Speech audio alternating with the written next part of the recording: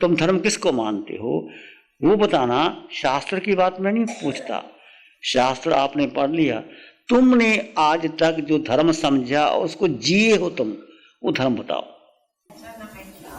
मैं क्या हूं, पहचानना मैं क्या हूं। ठीक बात है, आपने सभी ने उत्तर दिए, अच्छे उत्तर हैं आपके, पर हम खुद खोज करेंगे कि क्या मैंने अपने को पहचाना, क्या मैं अपने में स्थित रह पाया। एक बच्चे से पूछा, सुनिए, एक बच्चे से पूछा, बच्चे धर्म बताओ, वो क्या कहता है, स्कूल में जाना मेरा धर्म है। समझे, स्कूल में जाना मेरा धर्म है, बच्चे ने जो माता पिता ने सिखाया। ऐसे मैं आपसे पूछता हूं, बचपन में आपने जो कुछ भी किया वो धर्म करके क्या करते रहे। ये स्वभाव में आना धर्म है, ये शास्त्र की बात है। अहिंसा संयम तप ये शास्त्र की बात है। दया में करना धर्म। पर तुमने आज तक धर्म मान करके जी वो क्या है? क्रिया को धर्म मान ली। बहुत अच्छा, आत्मज्ञान जगाना नहीं तुमने आज तक किया वो बताइए। आज तक हमने जो धर्म माना था, महावीर के धर्म से परिचित नहीं थे। परिचित थे तो केवल शब्दों से परिचित थे। शास्त्र पढ़ लिया, लिख दिया, 25 बोल का थोकड़ा याद कर लिया, 9 तत्व याद कर लिया, मैं ज्ञानी बन गया, बोल ये है, वो इतने भांगे याद कर लिए। वो केवल तत्व ज्ञान की बात है, वो धर्म नहीं है, वो ज्ञान है, क्रिया है। देखिए, धर्म हम किसको मानते चलते हैं। यदि आप जैन हैं तो जैन लोग क्या कहेंगे, स्थानक में जाना धर्म है, कहते हैं ना। स्थानकवासी क्या कहते हैं, स्थानक में जाना धर्म है। और जो मंदिरवासी क्या कहते हैं, मंदिर में जाना धर्म है। अलग अलग लोग धर्म की अलग अलग व्याख्या करते हैं, पर ये धर्म नहीं है। तो धर्म क्या है? ये सब धर्म के अंग हैं, पर संपूर्ण धर्म नहीं है। जैसे मैं कहूं मेरे शरीर का नाम शिव मुनि है, तो शिव मुनि क्या, ये हाथ शिव मुनि है? क्या आंख शिव मुनि है? या चेहरा शिव मुनि है? ये हाथ शिव मुनि है? बोलो। पूरा शरीर क्या है, एक शिव मुनि का ढांचा है। ऐसे ही पूरा टोटलिटी वो है धर्म। टोटलिटी क्या है समझे। जैसे माली बगीचे में पानी देता है, फूल लगाता है, फूल के बीज लगाता है, फल के बीज लगाता है, उसको पानी देता है, खाद देता है, सूरज की रोशनी आती, चंद्रमा की चांदनी आती है। माली का अर्थ यही है कि जो बीज लगाए हैं फूल बने, फल बने, तभी माली का बीज डालने का सार हुआ। ऐसे ही यदि माली ने बीज लगा करके फल फूल लग गए फिर तो सार है, यदि फल फूल नहीं लगे तो सार नहीं। ऐसे ही धर्म है फूल का खिल जाना, धर्म है फल का लग जाना। जैसे आप एक आसन में बैठे, ध्यान के लिए बैठे, इकट्ठे होके बैठे, ये सारा आपका उपक्रम है। ऐसे ही है धर्म का मतलब है कि तुम्हारे भीतर एक आनंद का, शांति का, ज्ञान का, अमृत का खजाना खिले, फूल खिले, फल खिले, वो है धर्म। तो फल फूल कैसे खिले? जब आप पानी नहीं देगा, माली का कर्तव्य है कि वो बीज डाल करके पानी भी देगा, खाद भी डालेगा, सूरज की रोशनी भी आएगी, चंद्रमा की चांदनी भी आएगी, पर आने के बाद फल लगते हैं, फूल लगते हैं, तो माली की मेहनत सार्थक होती है। तुम हमारे पास 2 दिन रहे, 2 दिन रहने के बाद आपका टेंशन और बढ़ गया, आप और दुखी हो गए, तो फायदा क्या हुआ? अस्पताल में डॉक्टर के पास गए, बीमारी और बढ़ गई, तो फायदा क्या डॉक्टर के पास जाने का? तो 2 दिन यहां आने का मतलब है कि 2 दिन में आपका टेंशन सारा कम होना चाहिए, आपके भीतर चित्त आह्लादित आनंद से भर जाए, आप भीतर खिल जाओ, आप सबका हृदय परिवर्तित हो जाएगा। हम हजारों लोगों ने ध्यान शिविर किए, अंत में ऐसे होते हैं जैसे कि बेटी को आप विदा करते हैं ना, ऐसे लोगों की आंखों में आंसू आते हैं कि ये शिविर अभी कल तो कहोगे कि 2 दिन का और रखो। पीछे हमने 7 दिन का शिविर किया था, तो लोगों ने कहा 15 दिन का रखो, महीने का रखो। अब हम घर में जाना नहीं चाहते, यहीं रहना चाहते। तो ये धर्म है फूल का खिल जाना, फल का लग जाना। तो आपने उपवास किया पर आपका मन शांति नहीं हुआ तो उपवास करने का फायदा क्या? आपने माला फेरी, आपका मन शांति नहीं हुआ तो फायदा क्या? आपने समायिक की, आपका क्रोध बढ़ गया तो फायदा क्या? समय का अर्थ है समता में आ जाना। तो ये सब जो कुछ भी करा कर रहे हैं, माली ने पानी दिया, फूल, तो फल तो आने चाहिए भाई। फल ही नहीं आए, फूल ही नहीं खिले तो फायदा क्या हुआ? तो हमारे पास आप 2 दिन आए, 2 दिन आने से आपका हृदय परिवर्तित ही नहीं हुआ, आपके भीतर की शांति नहीं बढ़ी, आनंद ही नहीं आया। ठीक है, थोड़ा थोड़ा होगा, धीरे धीरे बढ़ेगा, पर आपको रियलाइज होगा। जैसे मिश्री का एक दाना खाया तो मुंह मीठा हुआ, इसका मतलब है सारी मिश्री मीठी है, ठीक है ना। दूध का एक चम्मच ही पिया तो लगा दूध गुणकारी है, फिर गिलास पियोगे। यदि आपको अभी एक चम्मच ही दूध का पिलाएंगे या मिश्री के 2 दाने खिलाएंगे पर आपको लगा मिश्री मीठी है, फिर मिश्री खाना आओगे, फिर हमें कहना नहीं पड़ेगा, फिर तुम अपने आप ही आओगे। जाते ना बाजार में मिठाई लेने के लिए तो पहले क्या करते हो? तो चख लेते हो। माँ भोजन बनाती है तो क्या करती है? खीर बनाती है तो क्या करती है? पहले चख लेती है। क्यों चखती है? बराबर है, चावल बराबर है, चीनी बराबर है, पक गए हैं, ऐसे चखना, स्वाद। तो ये आपका 2 दिन का थोड़ा सा अनुभव है कि आपको शांति, आनंद, ज्ञान, जैसे मुनि जी कहते हैं आनंद भीतर है, सुख भीतर है। तो आपको पता लगना चाहिए कि भीतर है। कब पता लगेगा? जब आप शांत होके बैठोगे, जब विचार शांत होने लगेंगे तो सुख की झलक भीतर से आएगी। 1 घंटे के ध्यान में, 50 मिनट के ध्यान में, 10 मिनट, 15 मिनट आपको वो सुख, वो शांति, वो आनंद झलकेगा आपके भीतर से। तो किसी का आज लग रहा होगा, किसी का शाम को लगेगा, किसी का कल लगेगा, धीरे धीरे। तो धर्म क्या है?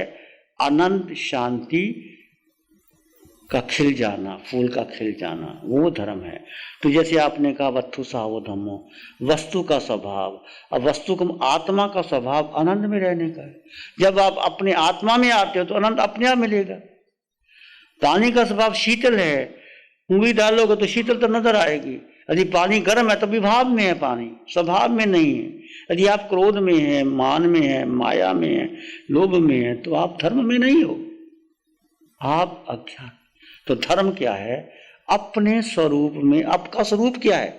शरीर का स्वरूप अलग, शरीर का स्वभाव अलग है, आत्मा का अलग है। आत्मा का स्वरूप है अनंत ज्ञान, अनंत दर्शन, अनंत सुख। वो शक्ति वो दबी पड़ी है भीतर, प्रकट नहीं हो रही। जब सूरज निकला है, बादल आ गए, तो सूर्य का क्या कसूर है? छोटा सा बादल पूरे ढक लेता है। ऐसे ही आपके भीतर सुख है, पर वो कर्मों ने ढक रखा है। 8 कर्म हैं और 8 ही गुण हैं आत्मा के। जैसे अनंत ज्ञान में ज्ञानावर्णीय कर्म, अनंत दर्शन में दर्शनावर्णीय कर्म। तो 8 ही गुण हैं और 8 ही कर्म है। एक एक गुण के ऊपर कर्मों की चपेट लगी है।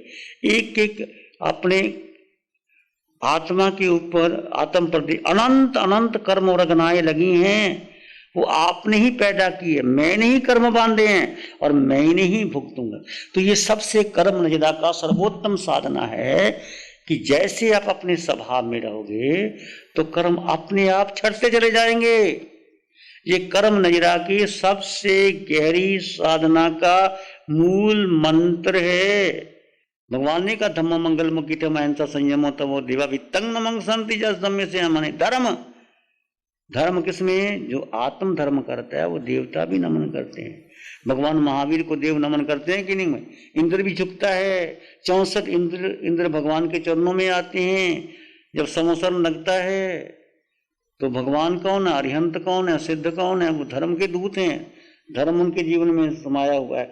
लोहे से लोहे का बर्तन बनता है, सोने से सोने का बर्तन बनता है। ऐसा तो नहीं लोहा दे के सोने का बर्तन मिल जाएगा आपको। सोने का बर्तन सोना देना पड़ेगा, लोहे का बर्तन लोहा देना पड़ेगा। लोहे से लोहे का बर्तन बनता है, सोने से सोने का बर्तन बनता है। वैसे शुद्ध आत्मा के स्मरण से आत्मा परमात्मा बनता है। अब आत्मा का स्मरण करोगे तो परमात्मा बनोगे। मैं शरीर हूं, मैं शरीर हूं, मैं माँ हूं, मैं पत्नी हूं, मैं बेटा हूं, तो क्या करोगे? संसार बढ़ेगा तुम्हारा। और हम वही बढ़ा रहे हैं, मेरा बेटा, मेरी पत्नी, मेरा घर, मेरी फैक्ट्री, मेरी टीवी, मेरी गाड़ी, मर्सिडीज गाड़ी, बढ़िया गाड़ी। और ये वही 4 बंदे गाड़ी में बैठते हैं। एक 50 लाख की गाड़ी है, 2 करोड़ की भी गाड़ी है, और 4 लाख की भी गाड़ी है। और पैदल चलो, एक साइकिल ले लो तो 400 रुपये में आ जाता है। हमें तो पैदल चलो तो कोई जरूरत ही नहीं किसी चीज की। तो ये सब क्या है? ये अमीरों के चोचले हैं। कोई लोग होटलों में खाना खाते हैं, वही खाना घर में माँ बनाती, और वही खाना होटलों में खाते हो, वही खाना है, वही चाय है जो ताजमहल में होकर पीते हो और यहाँ पीते हो, बात एक ही। जड़ माया का स्मरण करने से आत्म अज्ञान पर, जड़ माया ये जड़ शरीर है। आज तक हमने किसको महत्व दिया? शरीर को। बेटे को क्यों महत्व देते हो? कि मेरा बेटा मेरे बुढ़ापे में आके सेवा करेगा, मेरा नाम रोशन करेगा। किसी बेटे ने रोशन किया तो तुम कैसे कर दोगे? आत्म रमन, आत्म चिंतन करो। जो शुद्ध आत्मा में मगन है, उसमें दूसरे ग्रंथों का ज्ञान ना भी हो तो वह ज्ञानी कहलाता। कबीर पढ़े लिखे नहीं थे, खुद कहते हैं कि हमने कभी कागज को और कलम को छुआ तक नहीं। पर कबीर क्या थे? सबसे बड़े आत्मज्ञानी थे। तो ज्ञान भीतर से आता है, आत्मा से आता है। महावीर ने कौन सी क्लासेस पढ़ी थी बताओ? भीतर से ज्ञान आता है। हे आत्मदेव, अब तुम जागो, उठो, और ये 7 धातु में मल मूत्र के भाजन रूप जो शरीर है, वो शुद्ध आत्मा का स्मरण करके जगत के लिए पूजनीय बन जाओ। देखो शरीर में है क्या? आज तक शरीर को महत्व दिया। ये भोजन जो तुम करते हो, बहुत बढ़िया बढ़िया भोजन खाते हो, यही भोजन अंदर जाता है, फूड पाइप में जाता है, रस बनता है, शाम को क्या हो जाता है? अगले दिन विष्टा के रूप में निकलता है, तुम देख भी नहीं पाते। यही भोजन। और शरीर से क्या सुंदर शरीर का है, आंखों से क्या निकलता है? निकलता है, नासिका से क्या निकलता है? मुख से लार निकलती है। ये शरीर सुंदर क्या है? 9 द्वार से गंदगी निकलती है, पर शरीर में आत्मा है। आत्म तत्व को पहचानो। इस सप्त रूपी धातु मल मूत्र के शरीर में आत्म तत्व है, उसको जगाओ। महावीर ने आत्म तत्व की साधना करके केवल ज्ञान प्रकट कर लिया था। और तुम भी कर सकते हो, मैं भी कर सकता हूं, पर आपका संकल्प, पुरुषार्थ। सबसे पहली बात कि मैं आत्मा, अटल विश्वास। कैसा विश्वास? चाहे गर्दन कट जाए, मैं आत्मा। भूलना मत, मैं आत्मा हूं।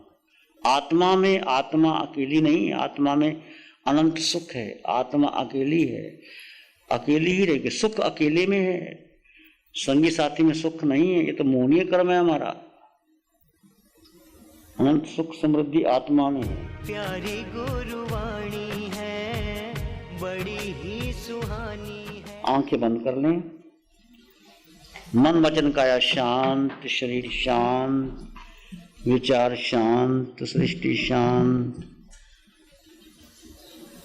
वातावरण शांत, हर दिशा, हर किनारा शांत शांत शांत।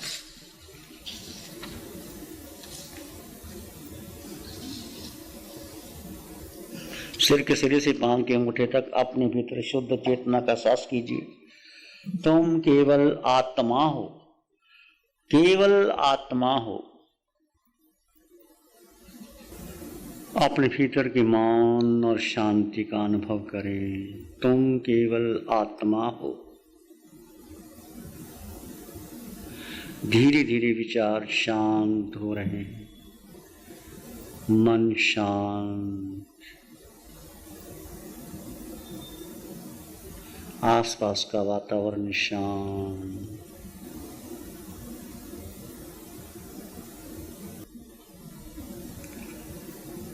मैं आत्मा हूँ, मैं ही सत्य हूँ, शाश्वत सत्य हूँ, त्रिकाल सत्य हूँ। तीनों लोकों में मेरा अस्तित्व है।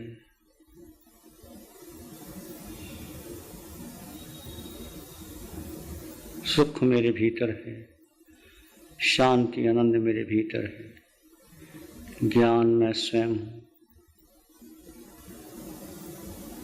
इसी में एक लंबा गहरा श्वास लें, अरिहंत परमात्मा के चरणों में अनंत कृतज्ञता ज्ञापित करें। एक और लंबा गहरा श्वास, अरिहंत परमात्मा के चरणों में नमन और वंदन। दोनों हाथों को आंखों पे ले जाएं, हल्का सा स्पर्श, धीरे से आंखें खोल सकते। नमो अरिहंतानंग, नमो अरिहंतानंग, नमो सिद्धानंग, नमो आर्यनंग, नमो उज्जैनंग, नमो लोय सब सावनंग, धम्मो मंगल मुखी ठमा हिंसा संयमो तवो देवावित्तं नमं संति जस धम्मे श्यामनो। श्री चत्तारी मंगलम, अरहंता मंगलम, सिद्धा मंगलम, साहु मंगलम, केवली पणत्तो धम्मो मंगलम। चत्तारी लोग उत्तमा, अरहंता लोग उत्तमा, सिद्धा लोग उत्तमा, साहु लोग उत्तमा, केवली पणत्तो धम्मो लोग उत्तमो। चत्तारी शरणं पवज्जामि, अरहंते शरणं पवज्जामि, सिद्धे शरणं पवज्जामि, साहु शरणं पवज्जामि, केवली पणत्तं धम्मं शरणं पवज्जामि। चारे शरण जगत में और न शरण